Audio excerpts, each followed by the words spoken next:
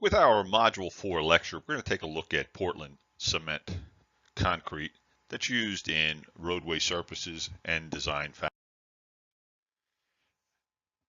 In this module, we're going to take a look at Portland cement, the properties of Portland cement concrete, basic tests, admixtures, supplementary cementing materials that we would use, and of course, concrete materials in general. Let's take a look at Portland cement concrete. And it's essentially aggregate water and a cementing agent known as Portland cement. And the Portland cement is made from a limestone or some source of lime, other minerals. It's then ground up, it's mixed, it's burned in a kiln.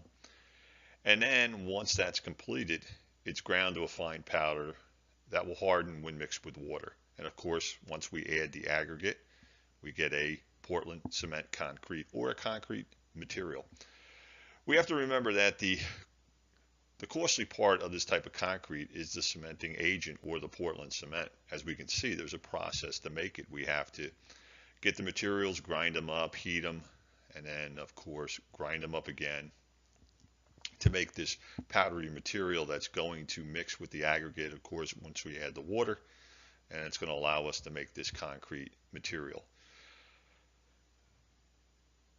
It's widely manufactured throughout the world, readily available bedrock or shell deposits or all over the place. And we have to remember aggregate is very cheap. It's the process of grinding up the limestone and the other minerals and things that we need to make that Portland or that cementing bonding agent that we need. Of course, Portland is not a trade name, but a name of a type of cementing material in a similar way that asphalt, epoxy, lime, and other cementing materials. And of course, when we look at the Portland cement, it's basically called this because it was obtained by grinding rock or natural rocks found on the Isle of Portland. So that's where we get the name Portland cement. The main minerals required for the production of Portland cement are lime, silica, alumina, and iron oxide. The main component is lime. It's about 60 to 65% of the material used, or the mineral. And the manufacturing plants are usually located to take advantage of one of the various sources of lime that we have. So again, we talked about it before. When we're looking at projects or doing things, we're going to want to have those resources close, so it cuts down on the cost factor of actually manufacturing the Portland cement in this particular case. So the following table lists some of the sources of these components. And again, you're going to see these in the PowerPoint presentations. In the manufacture of Portland cement, we take the raw materials and we grind them up as just mentioned. The mix produces the desired proportions of the minerals, and of course, as mentioned, we burn it in a large kiln. Kiln temperature is roughly 2700 degrees Fahrenheit, and this heat will drive off the water and gases and produces new chemical compositions in particles called clinkers. And the clinker is subsequently ground with about 5% gypsum. And the reason we do this is we want to control the rate of hardening. And of course, it makes it is ready for use as a Portland cement. The cement compounds produced end up being tricalcium silicate. We also get some dicalcium silicate. We're going to get tricalcium aluminate. And we're going to end up with our last one, which is tetracalcium aluminate ferrite. If we take a look at our Portland cement concrete specifications or design parameters, the relative amounts of these four chemicals in the final product depend on the desired properties, such as the rate of hardening, the amount of heat given off, and the resistance to chemical attack that our concrete mix has to withstand. And if we look at the tricalcium silicate, that hardens rapidly and is largely responsible for the initial setup and early strength of our concrete pour. The dicalcium silicate hardens slowly and contributes to the strength increase after the 7-day period. The tricalcium aluminate liberates heat during the first few days of the hardening process. And our tetracalcium aluminate ferrite contributes slightly to the strength gains over time. Portland cement is a hydraulic cement that is one that sets or hardens when watered or mixed with water. Particles of cement take up water, forming a gel that cements the individual particles together. This chemical process is called hydration, and it continues for months or years as long as water is present. The solid line shows the moistured concrete, which reaches 100% of its strength in 28 days, continues to increase its strength, reaching about 120%, 130% of the design strength in 90 days and 180 days, respectively. And that's when we see plan specifications for this amount of time. What are we looking for before technically you can load it? Very seldom do you see this on a residential project where it may say, hey, 28 days, design strength, and go from there. But normally this is what we're looking at, is how long is it going to take when it reaches the design strength that we wish it to have. When we look at the mixing of the Portland cement concrete with the aggregate and the water, we want to have an understanding of how much water is needed. And the total amount of water required to complete the hydration of the cement is about 25% of the mass of the cement. So the chemical reaction that takes place for the tricalcium silicate is as follows, and you can take a look at it. But the main product that comes out of it is the calcium silicate hydrate. And of course, this provides the concrete with its strength. And as I mentioned, the tricalcium silicate hardens rapidly and is mainly responsible for the initial set and early strength that the concrete has. Again, the dicalcium silicate hydrates slowly and is the main source of increased strength after the first week of hardening. And these two compounds are mainly responsible for the overall strength of the compound or of the concrete. So if I look at my tricalcium aluminate, reacts very quickly and adds a small amount of strength. It's going to liberate the heat and everything else. And of course, as I mentioned, the tetracalcium aluminate ferrite reacts slowly, and its main function in Portland cement is to reduce the temperature required during burning in the kiln. Characteristics of these four compounds are summarized in the following table. So again, you can look at it, rate of hydration, strength, amount of heat liberated, and so on. Which compound am I looking at? And we can take a look to see what the rate is. During the hydration heat, or heat of hydration is given off, in massive structures in the forms of dams, this heat could result in cracking due to the fairly rapid rise in temperature and the subsequent cooling.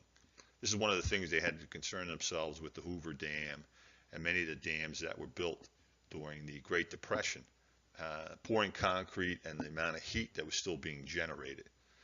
The rate of release of the heat is greatest in our tricalcium aluminate, and then it's followed by the tricalcium silicate. About 50% of the total heat of hydration is released in the first 3 days.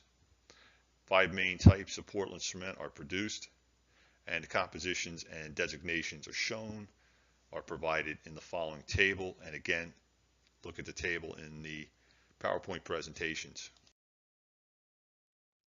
So our typical composition of the Portland cement, we look at the USA designation 1, 2, 3, 4, 5. Canadian is 10, 20, 30, 40, 50. Type, what type of strength am I looking at?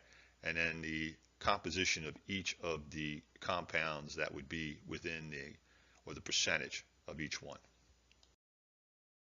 So again, the normal Portland cement, a type 1 or a 10, is the most common, accounting for 90 to 95% of the total. In cases where high early strength is desired, we're going to go to a type 3, or the Canadian standard of 30 or designation may be used. It usually costs 10 to 20% more than a type 1, but is about 90% stronger 1 day after being poured. So again, a lot of times we have to say, hey, what is our time frame to get this poured? What are we looking to do? Do we spend more money? So there's a lot of factors that come into play on how we're going to design a project and what type of strength do we need. After about 3 months, both concretes would be about equal in strength. Note that the type 3 cement contains more of the tricalcium silicate, which is the component, again, that hardens most rapidly and provides early strength. This type of cement is also ground to a finer size to allow the water to reach the interior of the cement particles more quickly. So again, voids there. We have aggregate. We want to pull all that together. We want to make a nice strong concrete mix.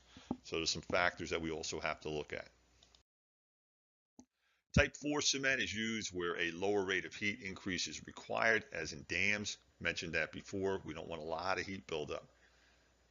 So we want to take that into consideration. It contains smaller amounts of the tricalcium silicate and, of course, the tricalcium aluminate, both of which harden rapidly and give off heat quickly.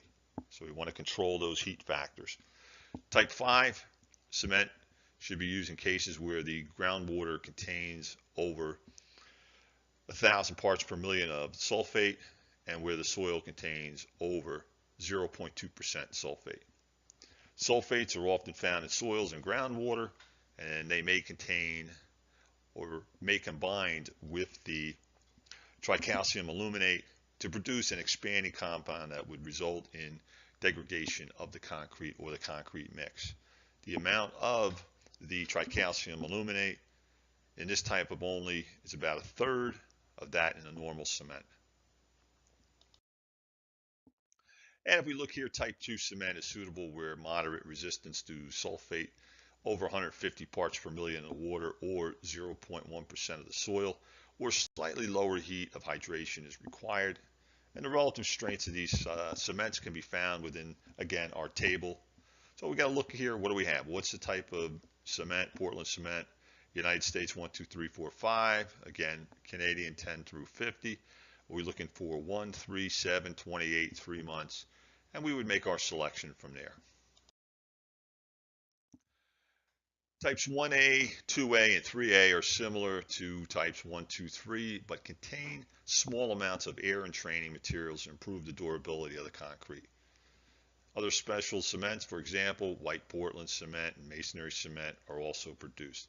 And some of the more important properties and tests used to check the quality of the Portland cement are as follows. We look at the fineness. Helps us govern the rate of hydration because smaller particles will absorb water faster and hydrate sooner. We look at the setting time. Tests are conducted to measure the setting time, the time required for the cement to change from a plastic to a solid state. And compressive strength, 50 millimeters, 2 inches of concrete cubes are made with the standard sand to measure compressive strength. So we have factors here that we want to look at. Again, these all come out in the design parameters or specifications. We look at 5 here, we get the relative density or the specific gravity. We're usually at that 3.15 for Portland cement. Soundness refers to the ability of the paste to retain its volume after its setting. Poor quality cement may expand after setting due to delayed hydration that we have. Autoclave expansion test measures the soundness of the cement that we're using. Air content of the mortar. Air can be trapped in the cement paste during mixing, reducing its strength. A maximum amount of air is usually specified for standard cements. Cements that have air entraining agents add to protect the concrete from frost damage, have minimum and maximum specified air contents for the mortar. Specifications for Portland cement are given in ASTM standard C150 and CSA standard A5. As I mentioned before, the properties of Portland cement or concrete is a mixture of Portland cement, aggregates, and water. Many types of supplementary cementing materials or SCMs or additives are used in addition to or as a replacement for a portion of the Portland cement. Of course, we're going to look at these later on. The strength is the main requirement for concrete, and design is usually based on these properties. So this is what the design professionals are looking at. What are our soil conditions? What's the strength of my concrete? Carry loads that I need to carry. So also the durability, the workability, and other properties are also very important. For pavement, durability requirements may be the most important property for this design. Portland cement concrete is made up again of the following components. It's basically a paste: cement, water, air, aggregate, and so on. And the aggregate blend consists of fine and coarse aggregates. We mentioned before we want to get those particles to move together. So concrete may also contain additives, and again, SCMs, in the paste fraction portion are shown in the following image, where you'll see that on the PowerPoint presentation. Two factors that are extremely important for the quality of the concrete are the water-cement ratio, or the W to C, and whether or not the concrete is air entrained. The water-cement ratio is the mass of the water in the mix divided by the mass of cement, and it's expressed as a ratio. So for example, I may get 1 cubic meter batch may contain 190 kilograms of water, 340 kilograms of cement.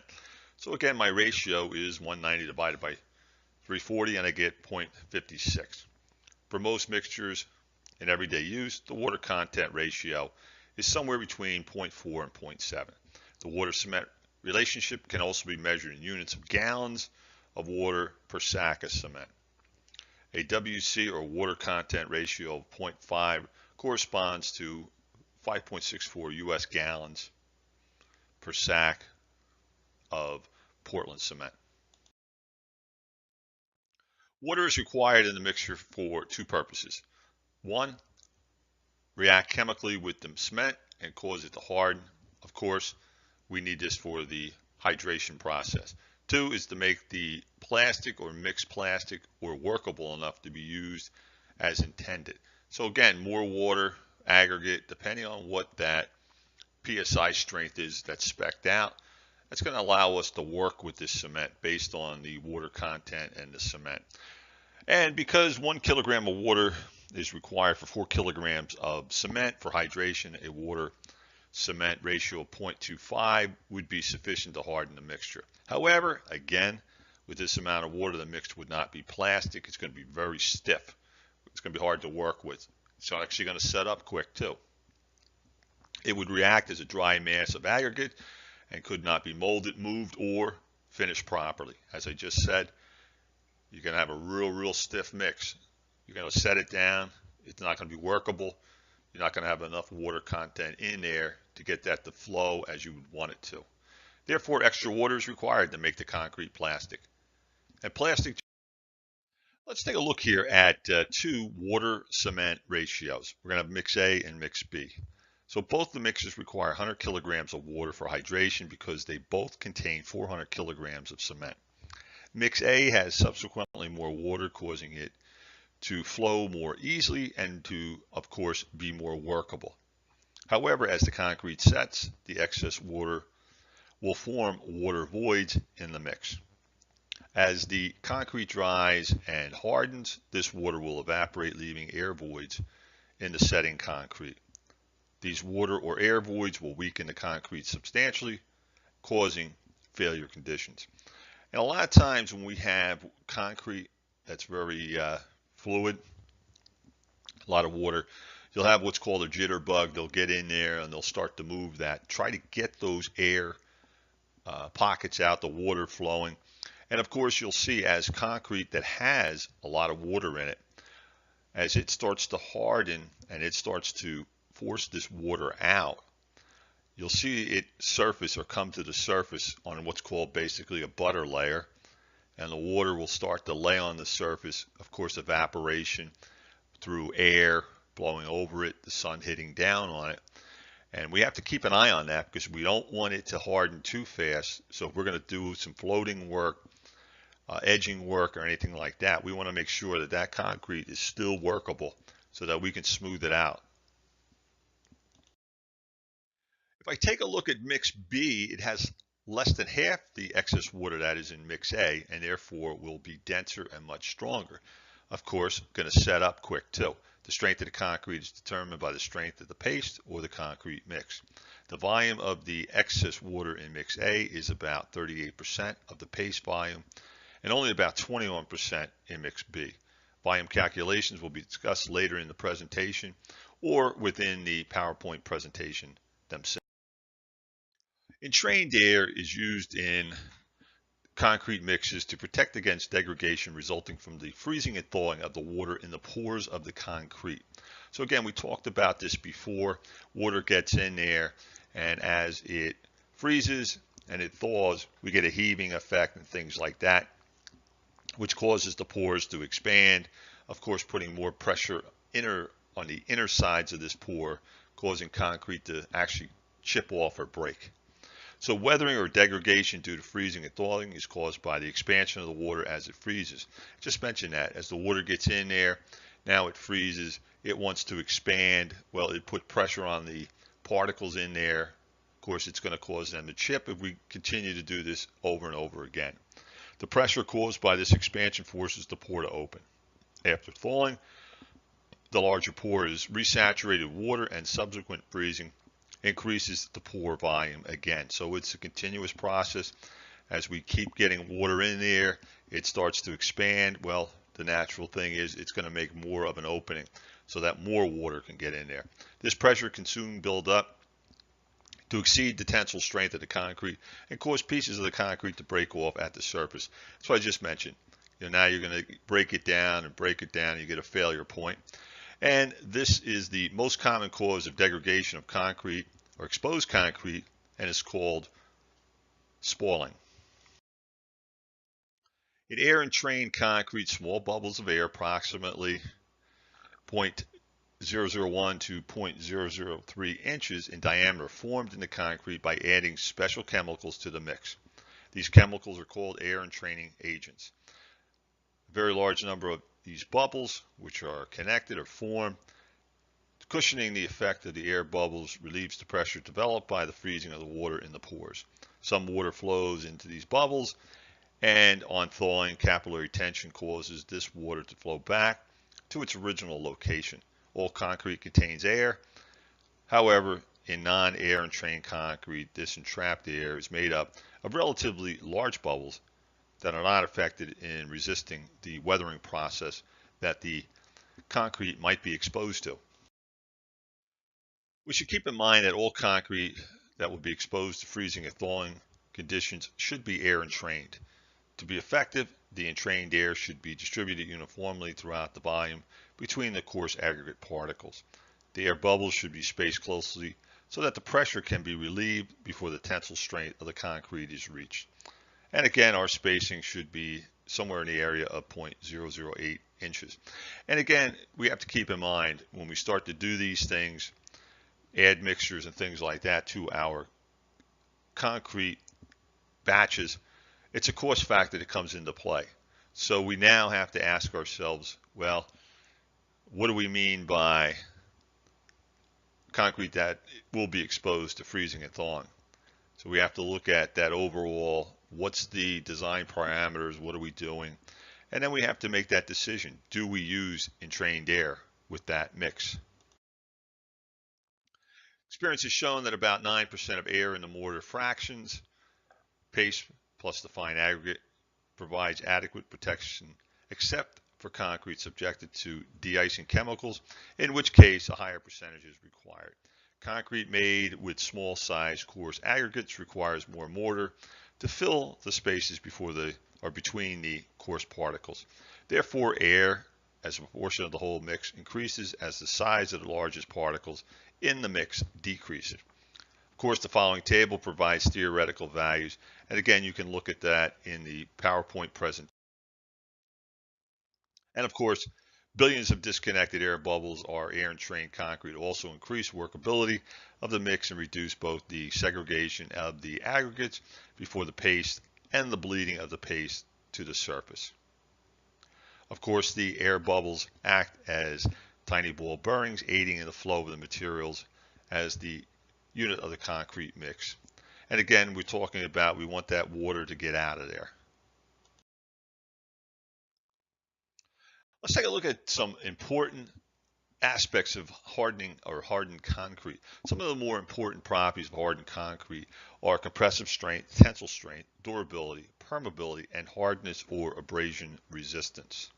Compressive strength of concrete, of course, is expressed in PSIs and is usually measured by the load required to break a cylinder that has been cured for 28 days. It is obtained by dividing the total failure load by the cross-sectional area.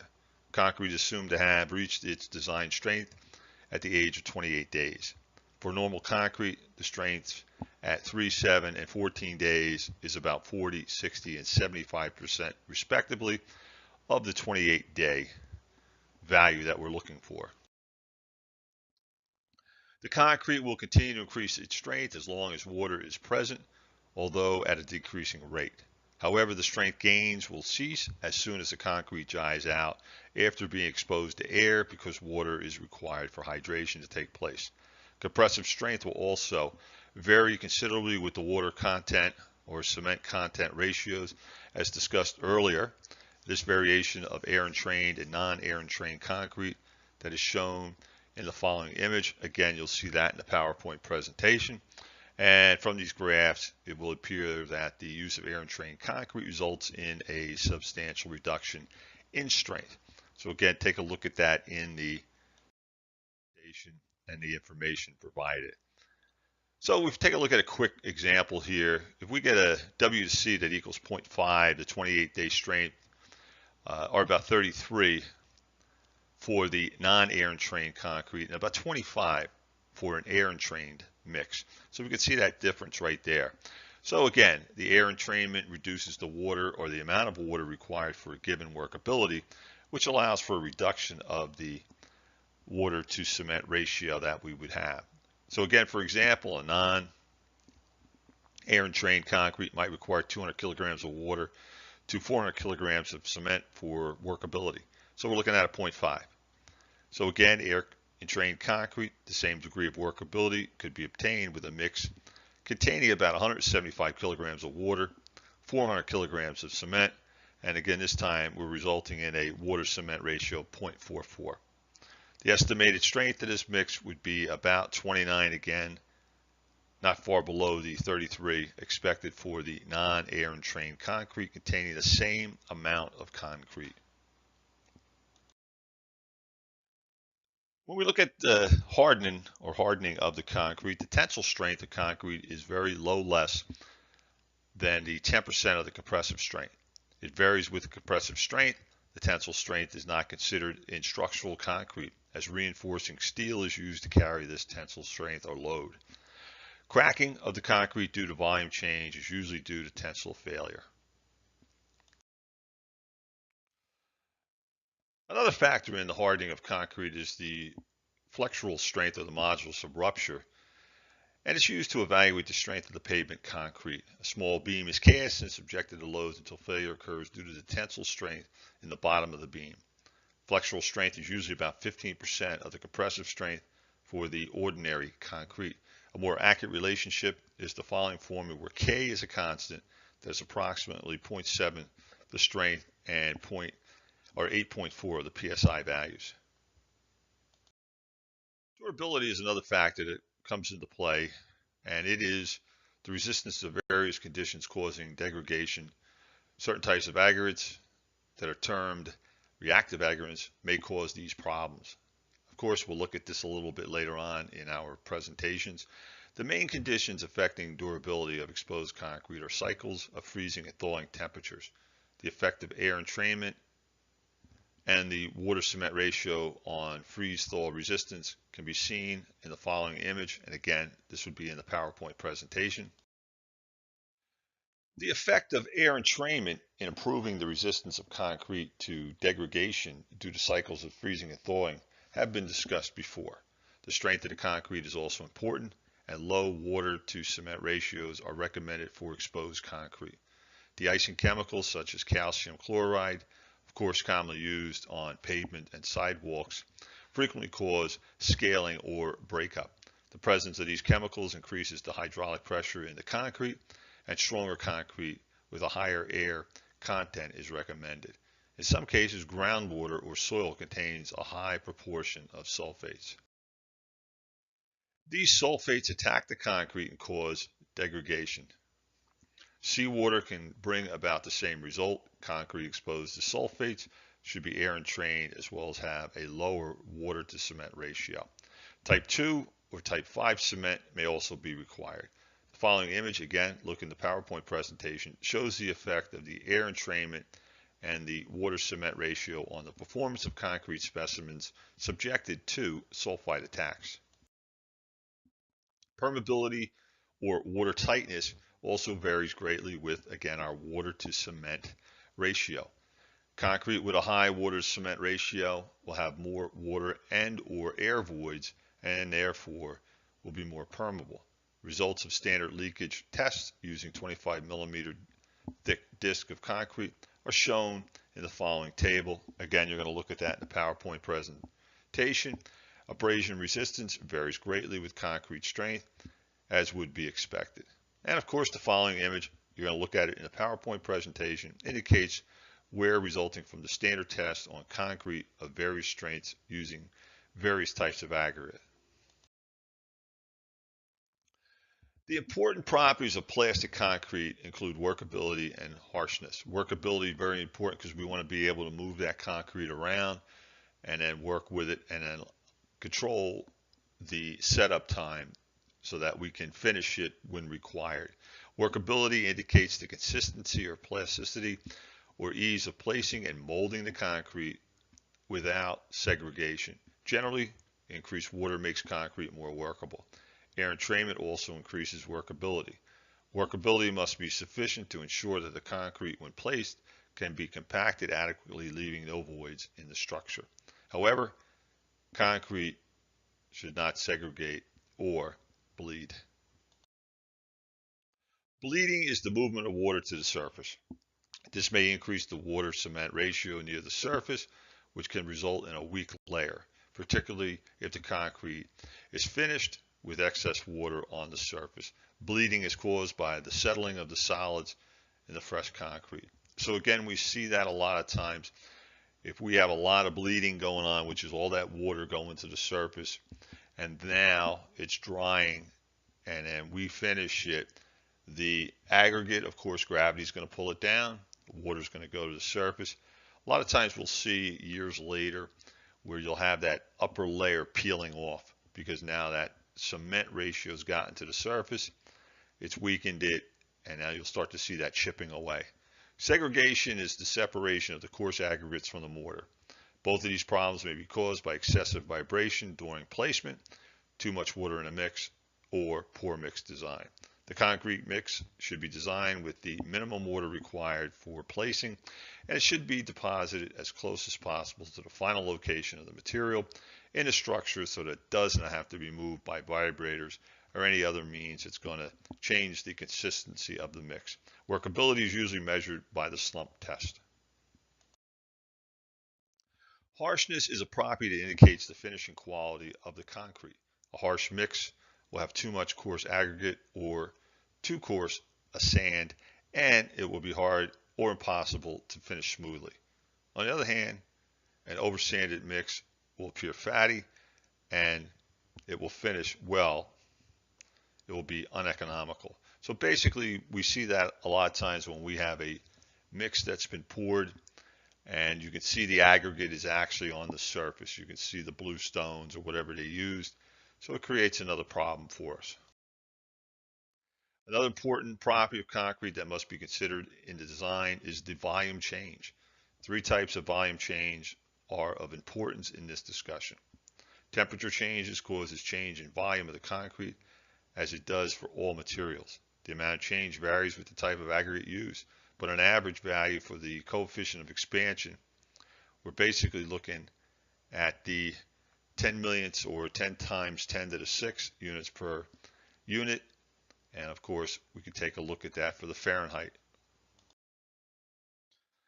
The basic tests used to mix design and quality control measures of concrete are those that measure the strength, the workability, and the air content. Most common strength tests use cylinders about 6 inches in diameter and about 12 inches high. These are made in a specified manner, allowed to set, and then cured in the laboratory in a humid room until an aged or specific age. Usually the strength is determined in a 28-day casting or after casting. However, we also have 3, 7, and 14-day strengths may also be specified as an indication of the expected 28-day design strength or as a specified strength in special situations. Cylinders are capped with a sulfur compound to provide flat, smooth ends that are perpendicular to the axis of the sample. They are then tested to failure in a compression machine, and of course the strength is the total load divided by the cross-sectional area. The main tests performed on plastic concrete are the slump test, and for air-entrained concrete, the air-entrained contest or the air content test. In the slump test, the concrete is placed in a cone about 12 inches high and consolidated by rotting. The cone is lifted up, and the amount that the concrete slumps or drops from the original height is recorded. This is the primary test to measure the consistency or workability of the material. The slump test, or the slump of ordinary structural concrete, is usually about 2 to 4 inches. Concrete with slump values 4 to 6 inches would be classified as high slump concrete. Highway pavements may require 0 slump or very low slump, somewhere between that 1 or 0 to 1 inch concrete measurement. And slump test basically, as the concrete comes out of the chute of the back of the truck, we take a sample.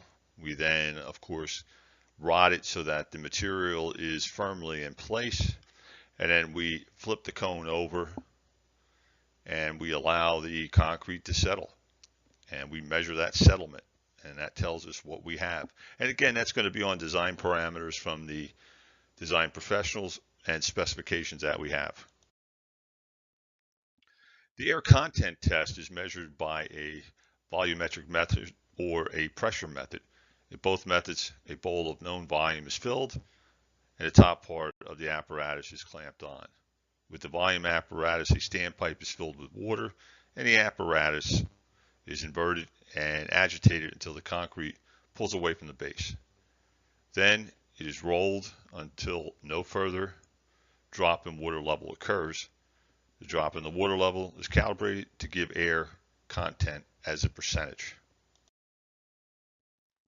In the pressure method, an air chamber on top of an apparatus is pressurized to a certain level. A valve is opened between this chamber and the concrete. Since the pressure multiplied by the volume remains constant, the drop in air pressure indicates the percentage of air. The pressure method should not be used for lightweight or porous aggregates. Again, the following images show the slump test and the air meter, and you will see these within the PowerPoint presentation. As I've talked about Portland cement concrete, I've mentioned a few times about admixtures. Over 80% of the concrete produced in North America has chemical additives or admixtures added to the mix to improve the quality of the concrete. And these admixtures have been used in concrete since the mid-1900s. Small quantities, 1 to 2% of the mass of the cement, are usually added to the mix or mixed water during mixing operations. Some admixtures, such as air-entraining agents, may be contained in the cement powder. Mineral admixtures are also used exclusively in concrete. These are supplementary cementing materials, and we'll discuss these a little bit longer or later on in the other two presentations that we have. But admixtures are, again, design parameters or specifications specified by the design professionals to enhance the concrete mix. One type of admixture we can use is water reducing. Water reducing admixtures reduce the amount of water required to make the concrete workable. We already talked about the water to cement ratio of 0.25 provides enough water to hydrate the cement. We also talked about higher water to cement ratios of 0.4 to 0.7 that can be used. These admixtures can reduce the amount of water required by as much as 20 to 30% for the high range type, which results in significant gains in strength. The HRWRs are also called superplasticizers.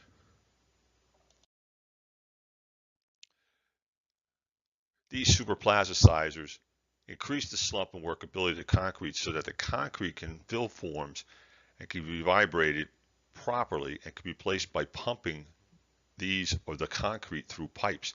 And we see these on big structures where we have multiple stories and we have to get this concrete up to those stories. So what happens is the truck comes, we have a pumping tank, mix goes into the hopper, let's say, and then gets pumped up to the floor level that we need. So very high strength concrete up to 2100 and 750 psi has been produced with the use of HRWRs and other additives. We can have retarding agents or admixtures. Retarding admixtures delay the time required for setting and hardening. We may have an environmental situation where we don't want the concrete to set fast or harden fast. So we may put in a retarding agent. It's very important for hot weather concreting. So we want to make sure that it doesn't set too fast. If that heat's on it, it's going to cause it to set up quicker, which means we can't work it, causes a problem. We may end up having to jackhammer it out and replace the whole concrete pour. So we may want to put a retarding admixture in there. So without retarding, the rate of hydration would proceed very quickly, and workability and the time required for successful finishing would rapidly decrease. Let's now take a look at the opposite of the retarding admixture. Now we have an accelerating admixture. And this, of course, acts in the opposite manner or direction of the retarding types and are used in cold weather instead of warm weather temperatures when using or pouring concrete. And accelerating agents or admixtures, we're looking at temperatures that fall below the 41 degrees Fahrenheit. Calcium chloride is often used as an accelerator. The accelerator will not be effective if the concrete actually freezes before hydrating. Calcium chloride may also cause corrosion of the reinforcing bars in the concrete if too much of it's used.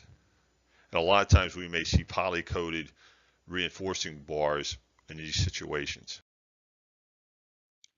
We've already talked about air entraining admixtures, but they're very common in areas subjected to freezing temperatures. The admixtures are also increase the slump, improve workability, and help to prevent bleeding, which is actually the water. Other admixtures that we would have, we would get special situations include corrosion inhibitors. These chemicals provide protection for reinforcing steel and concrete exposed to salt from de-icing chemicals in seawater. Pumping additives, these allow the concrete to flow more easily when it must be pumped from the delivery truck to distances or distant locations on the project. We get silica fume or micro silica. This is usually considered a supplementary cementing material. Fly ash is in there, ground slag is used, and of course often available in liquid form as an admixture from admixture suppliers that we would have. In the concrete industry, there's also supplemental cementing materials that can be used. And of course, various materials have proved to be suitable as replacements for a portion of the Portland cement in the concrete construction industry. And of course, money is the main thing. So we're looking for these materials that can improve the properties of the concrete, but also reduce the cost. So the main types of supplemental cementing or cementitious materials or SCMs used in concrete are pozoins, or mainly fly ash, granulated slag, and silica fume. These are also called mineral admixtures to distinguish them from the chemical admixtures discussed. These are basically waste materials from various industry operations or processes, and their use in concrete or the concrete industry allows for their disposal in an environmentally safe manner. Significant quantities of these materials are used with a mass often equal to the mass of the Portland cement in the mix. They usually act with water and calcium hydroxide in the mix to increase the strength of the concrete. Approximately 20% of the product of the hydration process is calcium hydroxide, which itself does not contribute to the concrete strength. So let's take a look at the materials used in the Portland cement concrete that we would mix from the plant and get it to the job site. So we of course have the Portland cement. We may have some supplementary cementing materials, may have some admixtures. Of course, we're going to have water, and we're going to have the fine and coarse aggregates. Each of these must meet certain requirements in order to produce the quality concrete as specified by the design professionals. Of course, standards and properties of the first three components have been discussed already in previous slides or earlier in this lecture.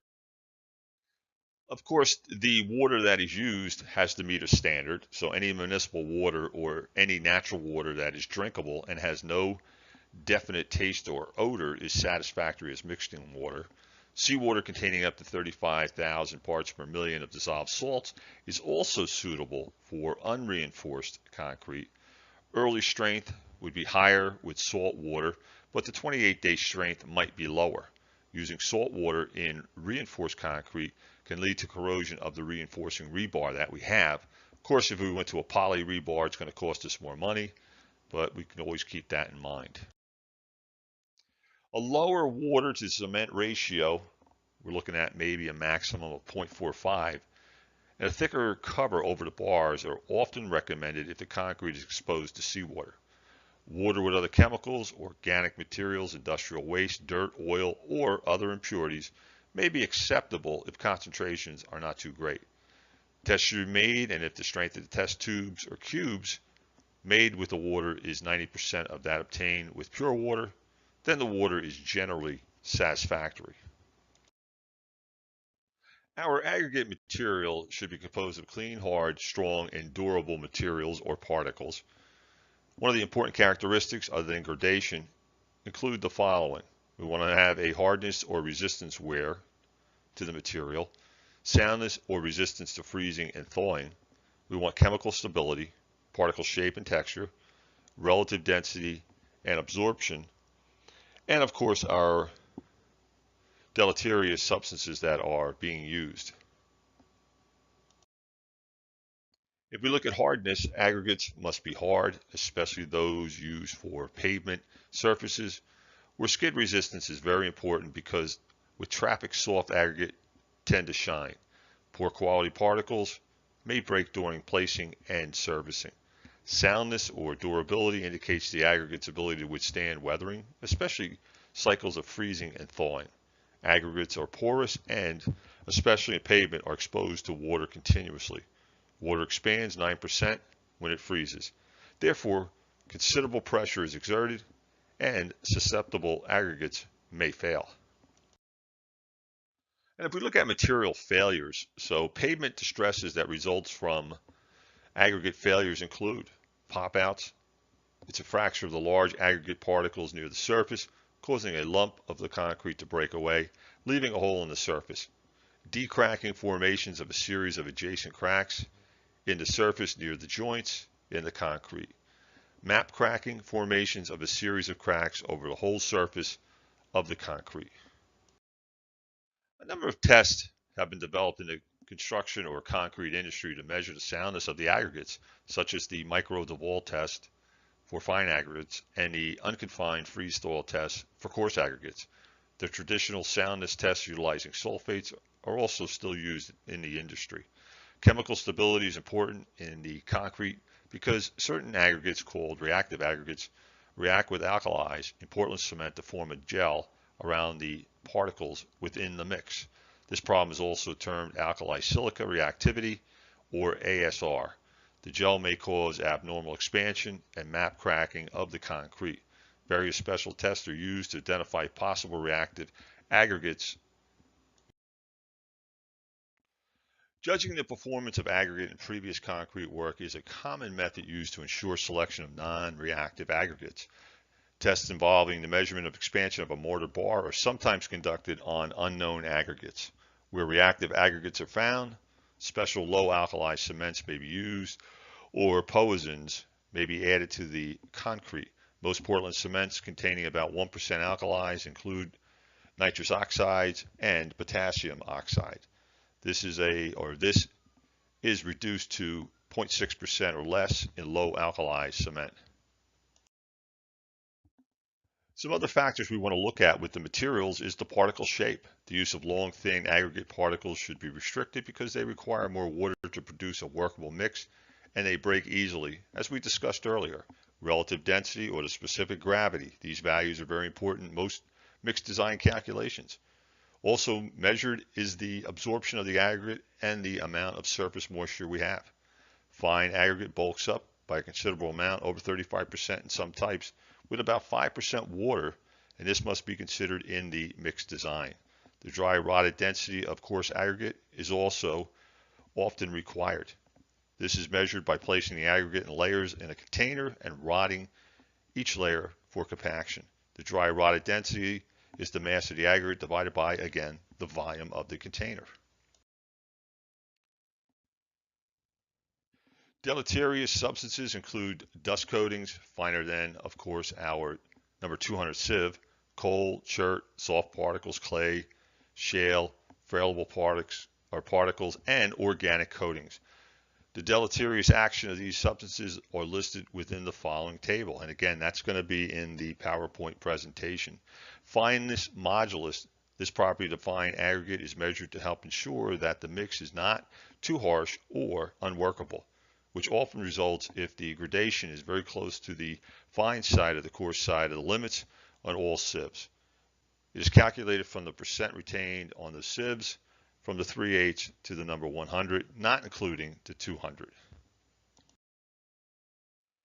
The fineness modulus in this particular case is 291 over 100, gives me a 2.91. The fineness modulus is also useful in choosing proportions for a trial mix and in monitoring the consistency of production of sand from a plant over a period of time. The maximum size. Most specifications limit the maximum size of the coarse aggregate according to its use. It should not exceed 1/5 of the width of the forms, 3/4 of the space between the reinforcing bars, or 1/3 the depth of a slab or of a pavement. Gradation of aggregates is important for workability, strength, and economy. For the fine aggregates, a minimum amount passing through the number 50 sieve or the 100 sieves, usually 10 to 2% respectively, is required to ensure that the surface can be finished easily in an acceptable degree of smoothness. Maximum amounts of these fine sand particles or sizes are also specified because the cement paste has to be sufficient to cover each particle, and an excessive quantity of fines would result in an uneconomical mix that would be producing.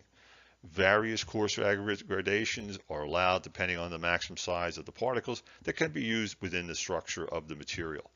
Generally, the larger the allowable size, the more economical the concrete is, because there will be less void space between aggregate particles to be filled with the expensive paste containing the Portland cement material. As with any type of industry, there are always new test procedures and research being conducted on better ways to produce a product. So the Strategic Highway Research Program, of course, has new test procedures for the evaluation of concrete aggregate. And these include methods to identify aggregates susceptible to decracking along the joints in concrete resulting from the freeze-thaw action, and alkali silica reactivity, of course, ASR. The test for the freeze-thaw damage involves subjecting aggregate particles submerged in water to very high pressures, usually about 1,150 pounds per square inch. Air in the pores is compressed, and on rapid release the pressure or of the pressure, susceptible particles will fracture. Of course, the test procedure is much quicker than the current one. We're looking at 8 days instead of 8 weeks. It's further described in the AA SHTO Provisional Standard TP12. The test to detect the ASR potential requires a mortar bar to be immersed in a solution of sodium hydroxide for 14 days and the resulting expansion measured. Of course, it is more reliable than the current test procedure and is also included in the AA SHTO Manual of Provisional Standards TP14. Chemical admixtures are usually added to the mix for specific project requirements. Again, design professionals tell us what we need to do in the specifications. They are added in small quantities, usually with the mixed water, although some, such as certain types of air entraining agents, may be in the cement powder itself. Mineral admixtures, or SCMs, are often added to the mix mainly to improve the strength or to reduce the cost of the overall mix. They are added in significant quantities, 10 to 100% of the quantity of the Portland cement, and are usually in the cement powder or added separately. This concludes the Module 4 Part 1 lecture on Portland cement concrete. Again, please make sure that you take a look at the PowerPoint presentations. In there are examples that will assist in helping you solve the homework problems that will be submitted for this particular module.